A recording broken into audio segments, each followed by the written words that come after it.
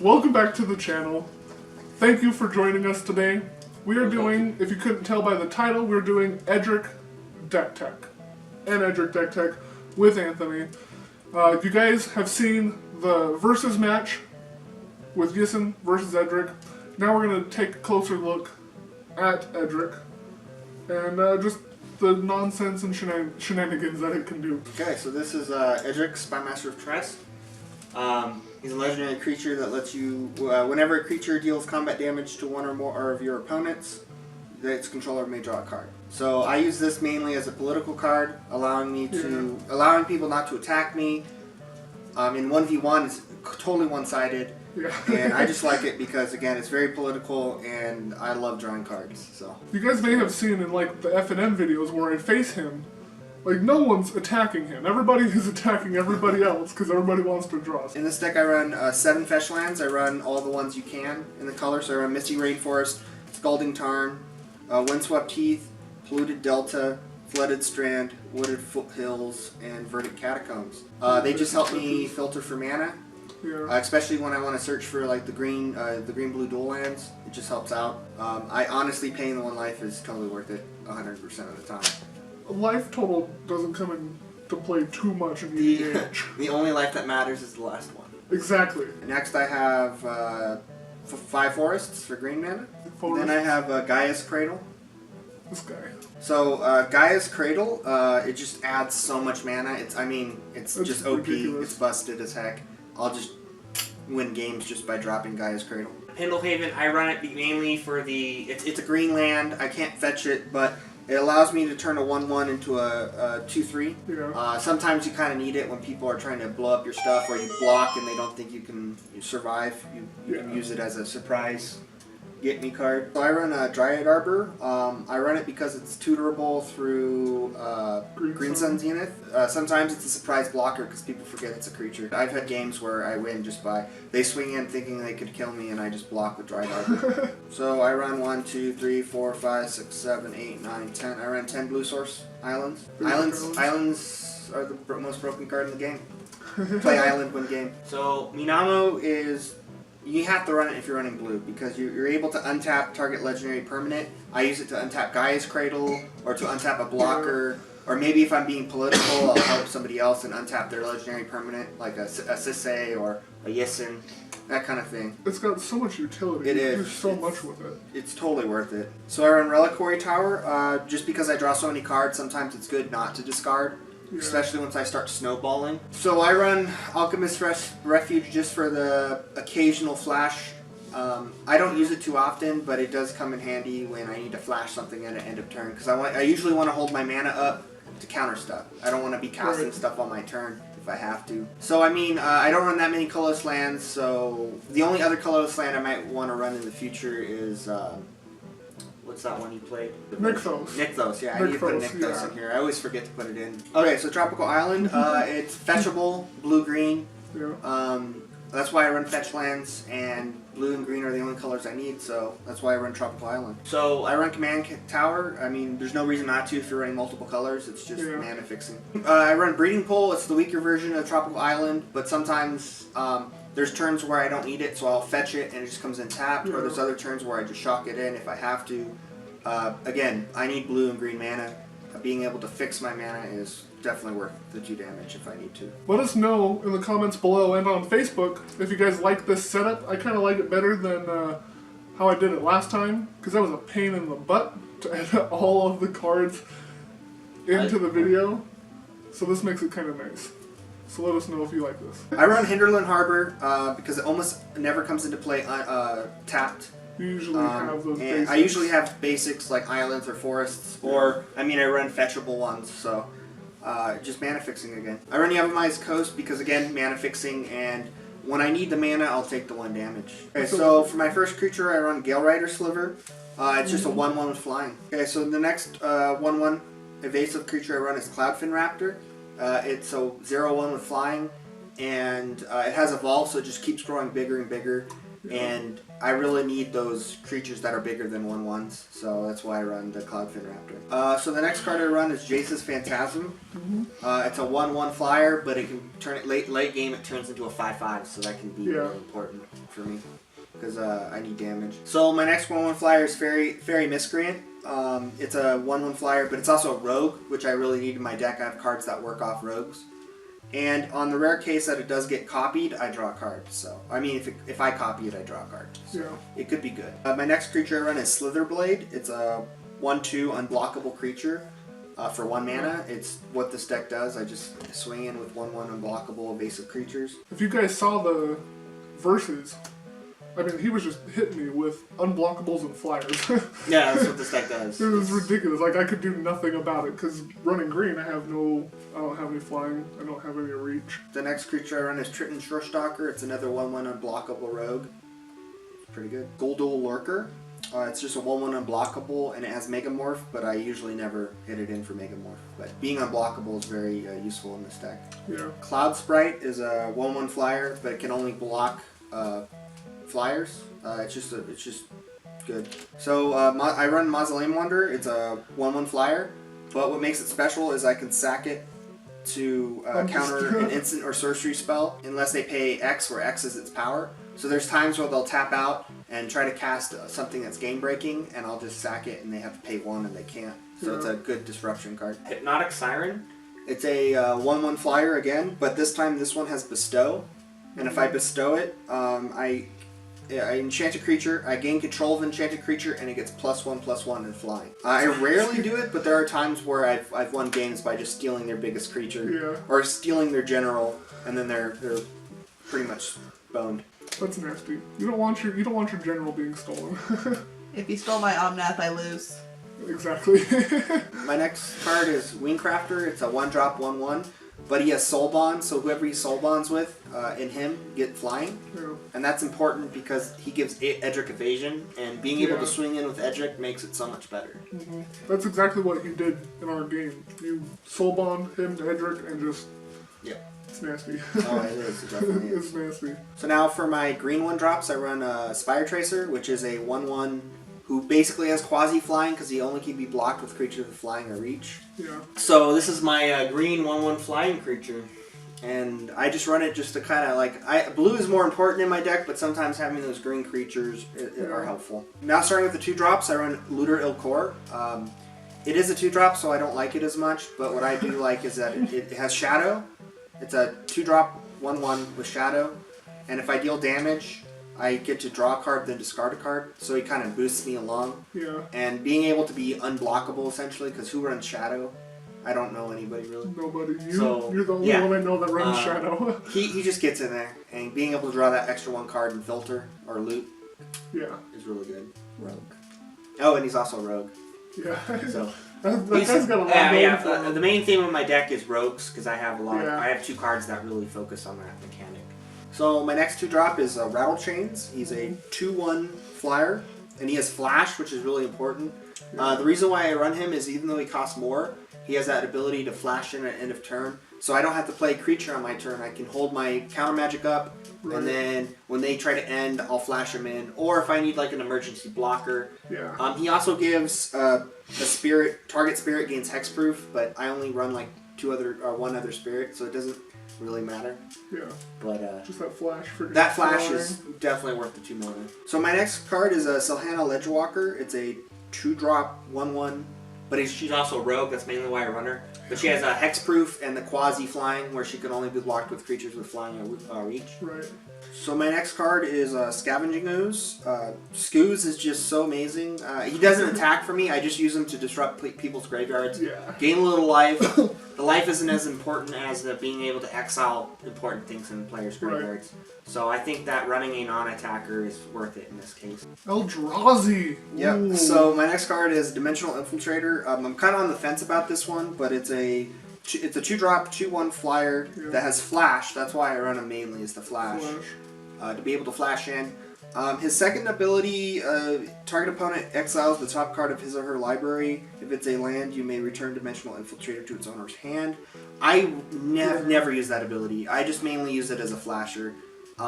This is on the chopping block, but I do like that that he has flash. The next card I run is Hangerback Walker. This is a utility creature. Yeah. I can burn mana. I can also slowly tick him up. When he dies, I get 1/1 flyers. So that's mainly why I use him. Usually, though, I try to drop my other creatures, but there have been times where I just I slam a Hangerback down. I have counter magic up. They end their turn, and I just keep ticking them up. Right. You know, every turn. Just keep drawing them. So the next card I run is Snapcaster Mage. It's almost self-explanatory because I mean, I can flash him in, block something. I can flash him in and cast spells. Right. That's so what you useful. did during our game. Yeah. There's also I can flash him in, target a spell. I kind of play mind games because most people they'll flash it in and cast it immediately. But sometimes you can play mind games by like flashing it in and targeting a counter spell and just sitting there. Right. And they'll be like, "Well, what's happening? What's going on? What's going I don't on?" know what to do. It's such a good creature. I mean, if you're running blue, you need to run It's one of those staple ones. Like, if you've got blue, you've probably got Cyclonic Rift. You've probably got Snapcaster Mage. Exactly. There's 3 other people in the room right now, and I'm just looking at Tony, and he's just like staring at Chris from across the way. I will eat your babies. So Jessie and Infiltrator is a 2-drop 2/2 unblockable, but I mainly run her because she's a rogue and she's blue. The rogues, yeah. Oh yeah, gotta run the rogues. And again, unblockable does come in handy. I mean, that's pretty good. 2 for a 2/2 unblockable. No, yeah, That's not bad. And it's his rogue. My next card is Invisible Stalker. It's a 2-drop 1/1 hexproof unblockable creature, but it's also a rogue. So I mainly run this one is because it's hexproof, so they can't mess with it, and it's a rogue and unblockable. Exactly. So There's so much going for it. Exactly. So I think it's worth the 2 mana. Oh, definitely. Okay, so the next 2-drop I run is Surveilling Sprite. It's a 1/1 flyer. That if it dies, I draw a card, so that's always a bonus. Yeah. But the main reason I run her is because she's a rogue. And Yeah, I that need rogue rogues. again. Yep. Flying. Everything helps, and then the draw card is just a Yeah, so bonus. if I board wipe, I at least get a card or something. Right. It's always good. So the final 2-drop I run is Cloud of Fairies. It's a 1/1 flyer. But what makes her so important is that when she hits the battlefield, she untaps 2 lands. And I can untap like Gaia's Cradle, or I can untap other stuff. So I actually start generating mana. Right. But most of the time, it's even on turn 2, I'll cast her, untap my mana. I either have mana open to cast more spells, or cast more creatures, or I have counter magic up. So like my ideal turn 2 is kind of like Cloud of Fairies. Yeah. Untap, and then like go. So now these are my starting to get into my expensive creatures, the 3-drop. So Akira it's a 3-drop flyer 2/2.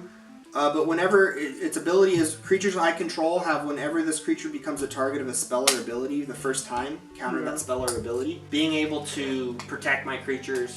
Right.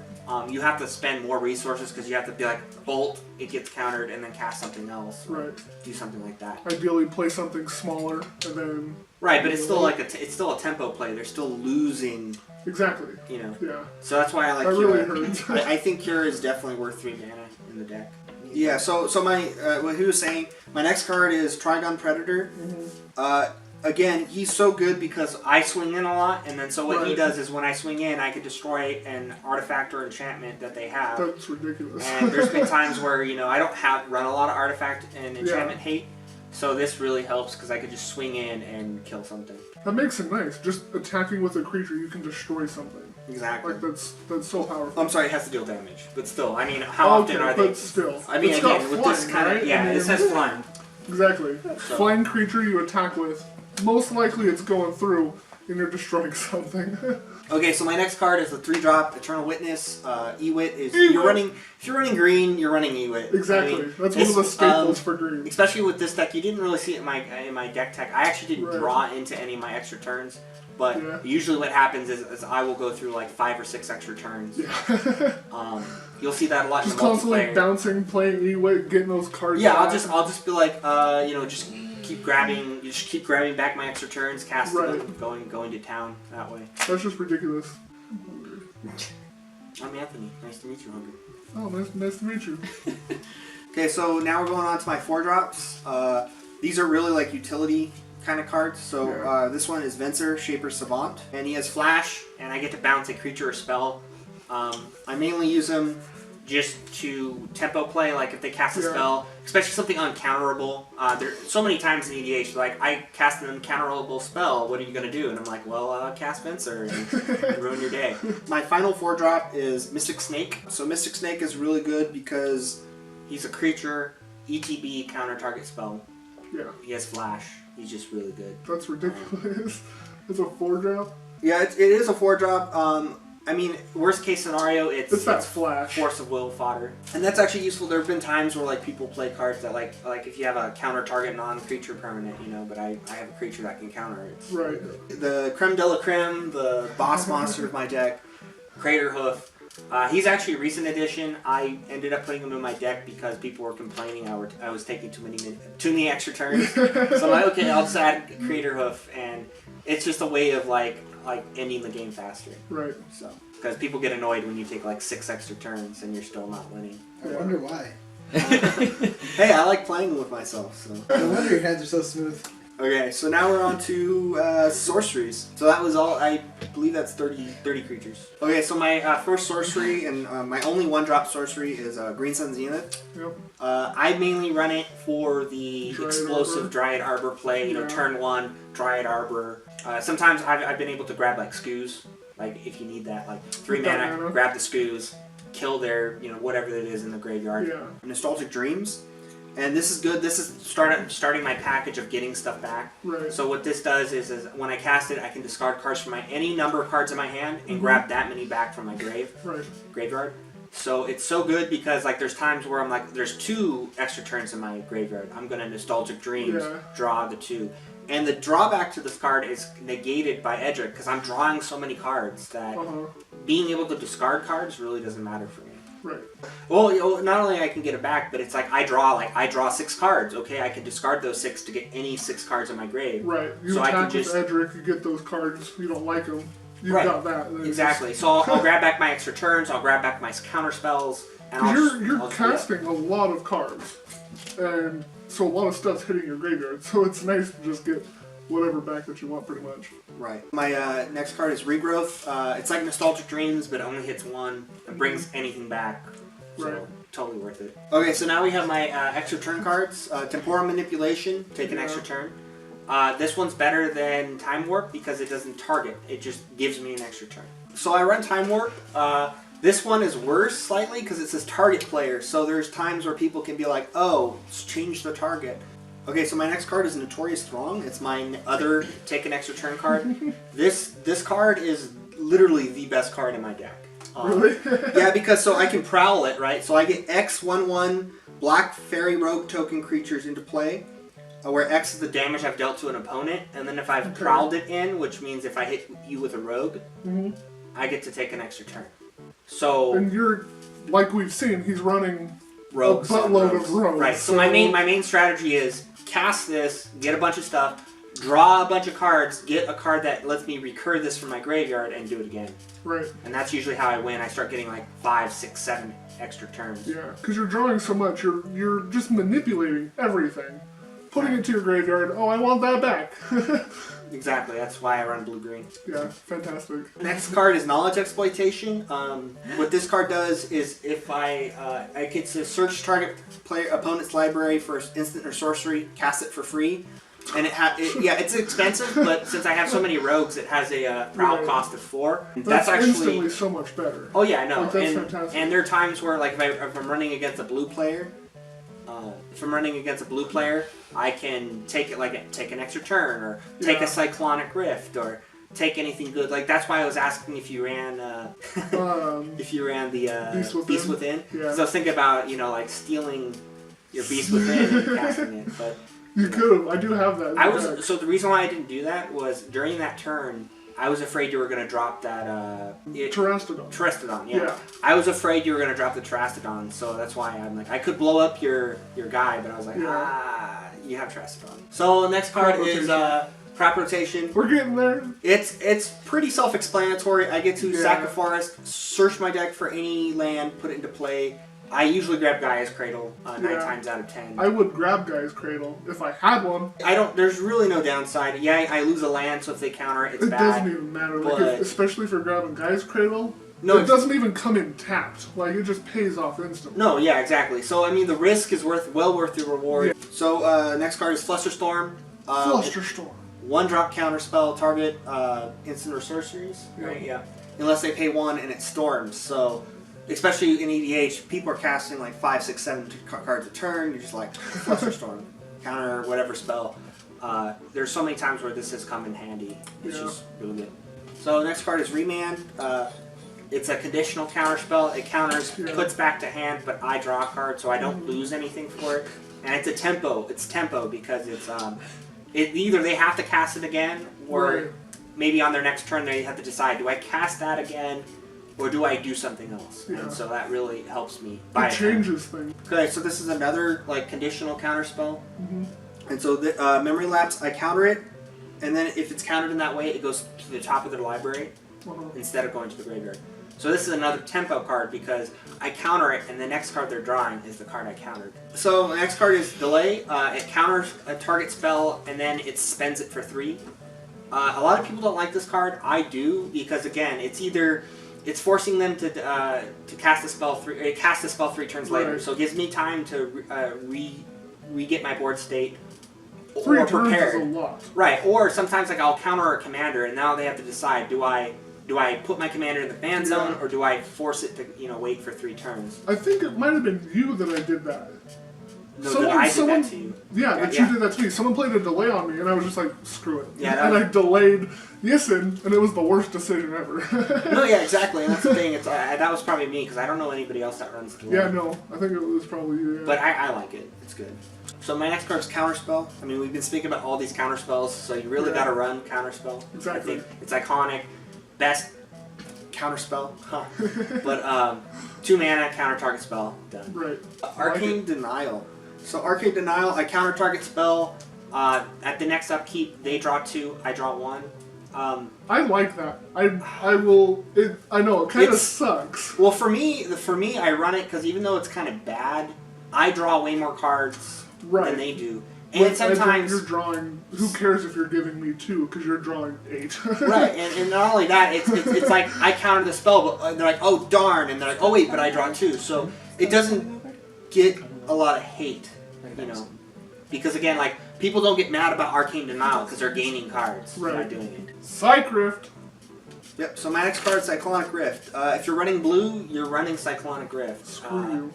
It just is. Screw you, man. I mean, it's this ends so many games because you're just like end of turn, Cyclonic Rift, everything gets bounced. Void Slime.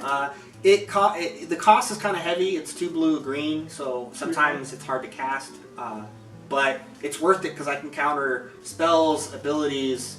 There's times where people that's ridiculous. Right, so like there's times like you might Yisin or cast the Crater Hoof, and I'll just be like Void Slime, The mono blue version of this card, Disallow. Disallow. I run this card again because it's a 3 mana counter spell, but I can hit abilities, and that's what makes it so strong is taking out those planeswalkers. Yeah, counter target spell, activated abilities, or triggered abilities. That's everything. Right. That's pretty much everything. Okay, so my next card is Forbid.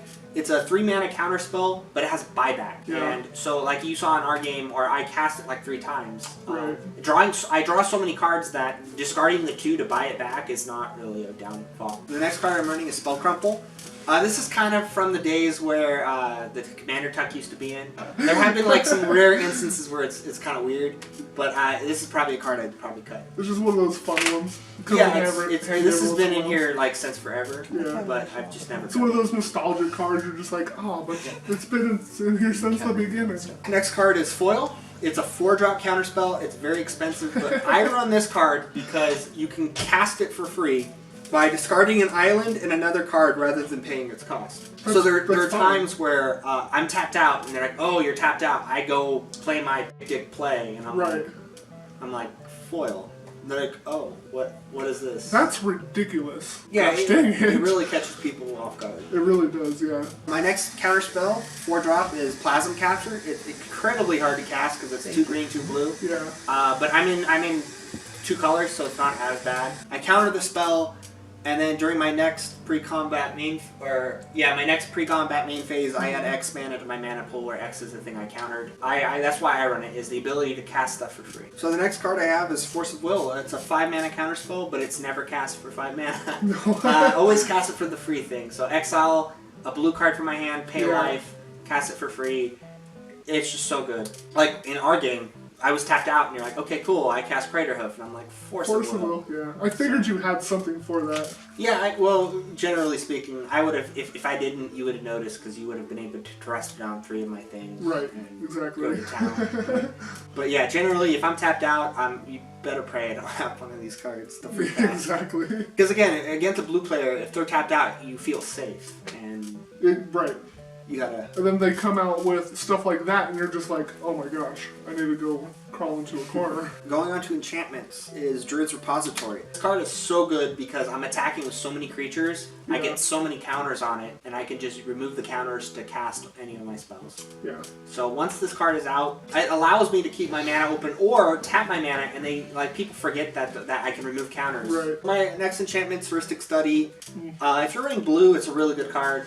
Again, do you pay the 1? It's one of those things. That really comes in handy, especially in multiplayer games. Oh yeah, in multiplayer, it's like I'm drawing like 3-4 cards a turn for free, and Edric is I just win by massive card advantage. Right. So the more card advantage you give me, the better. Exactly. And if not, I'm slowing you down. You're paying the 1 mana. So next card is Sphinx's Tutelage, especially against monocolor decks like yours. If I get this out, it really hurts because it's repeatedly on every time I draw. So if I draw 5 cards, I have 5 triggers.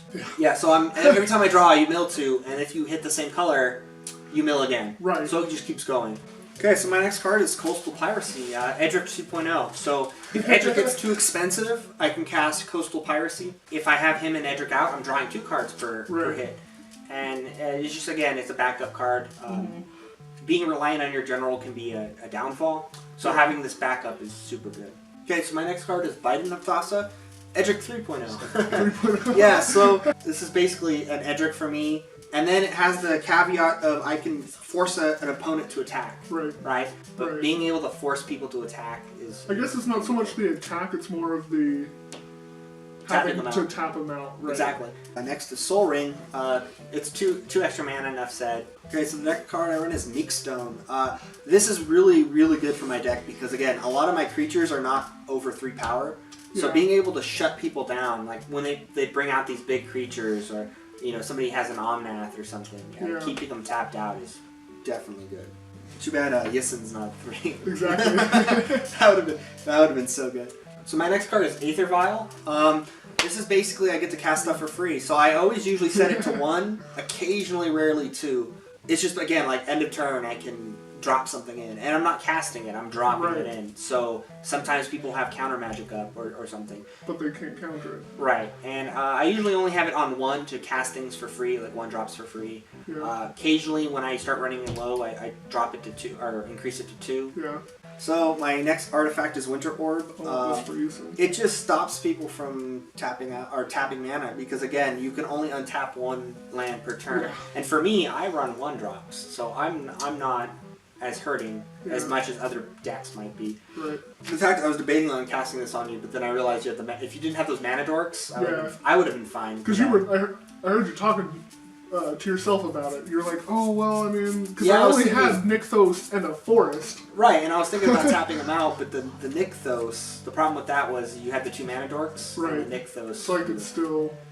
Yeah. My next card is Throne of the God Pharaoh. It just doubles my damage, essentially. Or even triples or quadruples my damage, because I swing in at 1 person, and then everyone else takes like 6-7 damage. Right. So, I mean, because you were swinging consistently at me with like 5-6 creatures. Exactly. Or like, for example, if you fog me, you're still taking exactly damage, right? So my next card is Lightning Greaves. Just protection, giving haste to certain things. Yeah. But it's mainly there to protect Edric. Yeah. You can't snipe them. Final artifact and equipment, I guess, is a Sword of Feast and Famine. This card's just so good. Being able to untap my lands. So good. So I run Garruk. Being able to untap lands, especially like Gaia's Cradle, so strong. Yeah. Occasionally I will minus him for blockers, not often, but his ult is really what helps me win games. Oh, really? Yeah, I drop them, plus them, next turn alt, getting that +3/+3. Because again, I run so many creatures that are 1/1s, but now all of a sudden they're 4/4s. You know? Right. So I have like 7 4/4s, and I just clobber people. So my final card is Jason Mind Sculptor. As a backup plan, he bounces stuff. Like I don't have a lot of interaction. He has a lot of utility. He's not as stellar as in my deck as other decks could be. Right. But being able to brainstorm or bounce creatures is just really good. It comes in handy when those situations. Because I don't have a lot. I have a lot of counter interaction, but I don't have a lot of like once your stuff hits the field. What do? I have like Psych Rift, and that's about it. Right. So check out Facebook. We will have this deck on there for you to check out, go through and look at. We will have polls on Facebook for who you want to see next. For the next deck tech, for the next versus. So many decks, so many players. We've got a lot of stuff going on that you can vote on. Tell us what you want to see next. I hope you liked the video. If you liked the video, give us a thumbs up, because it works this time. It's not just me. I can actually say we or us without people yelling in the background. Who is we? Who is we? Unsubscribe. Give us a thumbs up if you like the video. Definitely subscribe for more, because we're doing stuff like this all the time. Have a good day, guys.